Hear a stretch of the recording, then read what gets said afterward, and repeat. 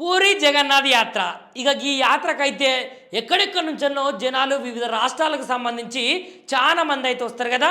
ఇక గక్కన్నైతే ఈ యాత్రల ఒక అంతరాయం లెక్క కలిగిందట.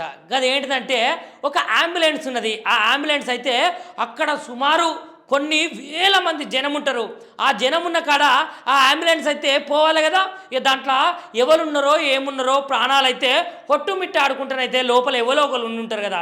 ఇక వాళ్ళకైతే దారి ఇవ్వాలి కదా. ఇక బీజేపీకి సంబంధించిన యువమోర్చా నాయకులు అంటే వాళ్ళందరూ 1500 మంది కలిసి ఒక ప్రాణాన్ని కాపాడారని చెప్పచ్చు నువ్వులా. ఎందుకంటే వాళ్ళందరూ ఒక అంబులెన్స్కి అయితే దారినిచ్చి అటు ఇటు జరిపి ఆ అంబులెన్స్ని అయితే దారి మధ్యలోకి వెళ్ళి లోపలికైతే పోనిచ్చి తవ్వ ఇడిచిరట. చూసిర్రా, నిజానికి సనాతన ధర్మం అన్నా సనాతన ధర్మం గొప్పతనమన్నా ఇక గీడనే తెలుస్తున్నది కదా. బీజేపీకి సంబంధించిన 1500 యువమోర్చా నాయకులైతే ఒక్క ప్రాణాన్ని కాపాడేదానికైతే 1500 మంది పాటుపడ్డారని చెప్పొచ్చు.